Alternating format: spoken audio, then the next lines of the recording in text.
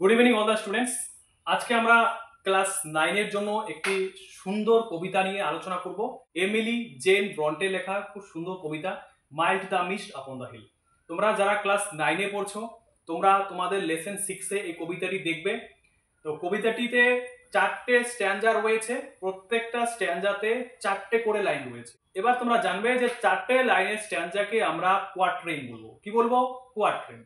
এবার কবিতাটি শুরু করার আগে কবিতার প্রিফেস অর্থাৎ ইন্ট্রোডাকশন নিয়ে আমরা আলোচনা করব, তারপরে সোজা আমরা কবিতায় চলে যাব। কবিতাটি শুরু করার আগে কতগুলো জিনিস বলবো যেগুলো তোমাদের অবশ্যই জানতে হবে। লিটারেরি ডিভাইস অর্থাৎ ফিগার অফ স্পিচ সম্পর্কে তোমাদের জানতে হবে। সেগুলো কি? সেগুলো হচ্ছে কবিতাটিকে বিউটিফাই অর্থাৎ আরো অ্যাট্রাকটিভ করার জন্য কতগুলো অলংকার ব্যবহার করা হয়, সেই অলংকারগুলোকেই আমরা ফিগার অফ স্পিচ বলে থাকি। কবিতা পড়ার মাঝে মাঝে ফিগার অফ স্পিচ নিয়ে আমরা আলোচনা করব। তো চলো আমরা শুরু করছি। In this poem, এই কবিতায় the blue mist that surrounds the distant mountains, এখানে নীল কুয়াশা যেটা দূরবর্তী পর্বতগুলোকে ঘিরে রাখে। তাহলে এখানে আমরা ইমেজারি পেলাম। কিসের ইমেজারি পেলাম?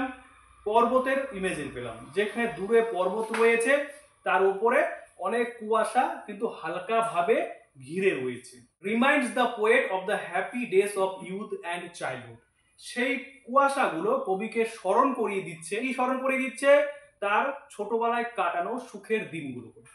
শি হ্যাজ লেফট বিহাইন্ড, যে দিনগুলো তিনি ছেড়ে এসেছেন। As she describe the landscape, যেহেতু তিনি ভূমির দৃশ্যাবলী বর্ণনা করেছেন, she shifts from the present moment to the past, তিনি বর্তমান মুহূর্ত থেকে অতীতের মুহূর্তে ফিরে গেছেন। দেন টু দ্য প্রেজেন্ট এগেইন, তারপরে আবার পুনরায় বর্তমানের মুহূর্তে ফিরে এসেছেন। তার মানে কবির মধ্যে এখানে একটা নস্টালজিয়ার ভাব কাজ করছে। কবি খুবই নস্টালজিক হয়ে পড়েছেন। কখন নস্টালজিক হয়ে পড়েছেন?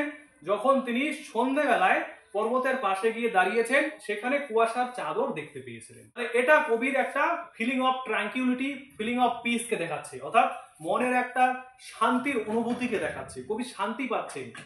এবার আমরা কবিতায় চলে এলাম। দেখবে কবিতাতে কি বলেছে? Mild the mist upon the hill, অর্থাৎ পর্বতের ওপরে হালকা কুয়াশা। Telling not of storms tomorrow, যেটা আগামীকালের ঝড়ের কথা বলে না। তাহলে কবি এখানে দেখিয়েছেন যে আগামীকাল যে ঝড় হবে সেরকম পসিবিলিটি নেই, কেননা পর্বতের ওপরে হালকা কুয়াশা দেখা যাচ্ছে। নো, না, the day has wept its fill, বলেছে না, দিনটি পরিপূর্ণভাবে কেঁদে ফেলেছে, অর্থাৎ সারা দিনে প্রচুর বৃষ্টি হয়েছে। Spent it's store of silent সরো, এবং তার নীরব দুঃখের ভান্ডার শেষ করে ফেলেছে। কবি এখানে নিজের কথা বলেছেন। যখনই বৃষ্টি হয়েছিল সেই সময়ে কবি খুবই স্যাড ছিলেন। তারপরে বৃষ্টি পার হয়ে যখন সন্ধেবেলায় পর্বতের উপরে কুয়াশা দেখলেন, তখনই কবির মধ্যে একটি শান্তির অনুভূতি চলে এলো। তাহলে এখানে নীরব দুঃখ বলতে কি বুঝিয়েছেন? কবির মনে ছোটবেলায় ফিরে না যাওয়ার যে কষ্ট, সেটাকে বোঝাতে সাইলেন্ট সরো ব্যবহার করা হয়েছে। তাহলে দেখবে লাস্ট সেন্টেন্সের মধ্যে আমরা কি পাবো? অ্যালিটারেশন পাবো। স্পেন্ট, স্টোর, সাইলেন্ট, সরো, সবগুলোর মধ্যে অ্যালিটারেশন আছে, রিপিটেশন, অর্থাৎ প্রত্যেকটা ওয়ার্ডের ফার্স্ট লেটারে দেখো এস এস রয়েছে। তাহলে এটা একটা অ্যালিটারেশন এক্সাম্পল। এটা কিন্তু একটা লিটারারি ডিভাইস। তার আগে লাইনে চলে যাও। The day has wept its fill, দিনটি তার পুরোপুরিভাবে কেঁদে ফেলেছে। এটা কিন্তু পার্সনিফিকেশনের একটা এক্সাম্পল, মনে রাখবে। তারপর দেখবে কি রয়েছে, বলছে o I am gone back to the days of youth. এবার কবি এবার পাস্টে চলে গেছেন, অর্থাৎ তিনি তার শৈশবকালের মুহূর্তে চলে গেছেন। তিনি বলেছেন যে আমি আমার ছোটবেলার দিনগুলোতে ফিরে গেছি। I am a child once more, আমি আরেকবার শিশু হয়ে গেছি। And neath my father's sheltering roof, এবং আমার বাবার নিরাপদ ছাদের নিচে। অ্যান্ড নিয়ার দ্য ওল্ড হল ডোর, এবং পুরনো হল ঘরের দরজার সামনে গিয়ে কবি দাঁড়িয়েছেন। তাহলে এই 4টা লাইনে আমরা কি পেলাম? কবি তার পাস্ট মোমেন্টে চলে গেছেন। কবি এখানে দেখিয়েছেন যে তার শৈশবকালে কাটানো দিনগুলো খুবই সুন্দর ছিল। পরের স্ট্যান্জাতে আমরা চলে যাব। পরের স্ট্যান্জাতে কবি আবার প্রেজেন্টে চলে এসেছেন। I watch this cloudy evening fall, আমি দেখতে পাচ্ছি এই মেঘাচ্ছন্ন সন্ধ্যাবেলা হচ্ছে।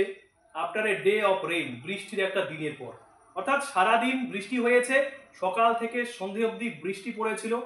কিন্তু যখনই সন্ধে হলো তখনই কবির মধ্যে একটি শান্তির অনুভূতি চলে এলো। Blue mist, sweet mist of summer fall, the horizon's mountain chain, গ্রীষ্মকালের নীল কুয়াশা, মিষ্টি কুয়াশা দিগন্তের পর্বতের শৃঙ্গকে জড়িয়ে রেখেছে। এখানে কবি বর্তমানের কথা বলেছেন। বর্তমানে পর্বতের ওপরে নীল কুয়াশা, শান্ত কুয়াশা এবং মিষ্টি কুয়াশা, সেগুলো দেখে কবির মনে পুলক জেগে উঠলো। কবি অনেক বেশি হ্যাপিনেস ফিল করছিলেন। তারপরের স্ট্যান্ডা দেখবে কি রয়েছে, the damp stands in the long green grass. Damp মানে স্যাঁতসেঁতে বা ভিজে, তাহলে স্যাঁতসেঁতে বা ভিজে ভাব দাঁড়িয়ে আছে সেই দীর্ঘ সবুজ ঘাসের উপর। দীর্ঘ সবুজ সবুজ ঘাস রয়েছে, ঘাসের মধ্যে ভেজা ভেজা ভাব, কারণ সকাল থেকে সন্ধে অবধি প্রচুর বৃষ্টি রয়েছে। সে বৃষ্টির ভাব ঘাসের মধ্যে দেখা যাচ্ছে। As thick as morning stares, সেই ঘাসগুলোকে মনে হচ্ছে যেন সকালের অশ্রুর মতো ঘন। সকালে যেমন ভারী বৃষ্টি হয়েছিল, ঘনভাবে বৃষ্টি হয়েছিল, সেই রকম ভাবে সেই ভেজা ভাবটা রয়েছে। And dreamy scents of fragrance pass that breathe of other years. কবি এখানে বলেছেন, যখনই তিনি সেই মাটির ভেজার স্যাঁতসেঁতে ভাবটাকে আস্বাদন করেন, অনুভব করেন, তখনই কবির মধ্যে স্বপ্নালু সুগন্ধ জেগে ওঠে, যেগুলো তিনি আগের বছরগুলোর স্বাদ গ্রহণ করেন, অর্থাৎ কেটে আসা বা ফেলে আসা দিনগুলোর স্বাদ গ্রহণ করেন। তাহলে এখানে মনে রাখবে, আদার ইয়ার্স বলতে কি বোঝানো হয়েছে? ফেলে আসা দিনগুলো, শৈশবের দিনগুলো। তাহলে এখানে বুঝবে শুধুমাত্র কিন্তু কুয়াশা কবিকে তার শৈশবকালের কথা স্মরণ করিয়ে দিচ্ছে না। তাহলে কি কি স্মরণ করিয়ে দিচ্ছে? ড্রিমি সেন্স অফ ফ্র্যাগ্রেন্স, অর্থাৎ সুগন্ধ যে আছে, স্বপ্নালু সুগন্ধ, সেই স্বপ্নালু সুগন্ধ কবিকে তার শৈশবকালের কথা মনে করিয়ে দিচ্ছে। তো আজকে আমরা ভিডিওটি এখানেই শেষ করব। ভিডিওটি ভালো লাগলে অবশ্যই চ্যানেলের সাথে জুড়ে থাকবে। তো thank you so much for watching the video.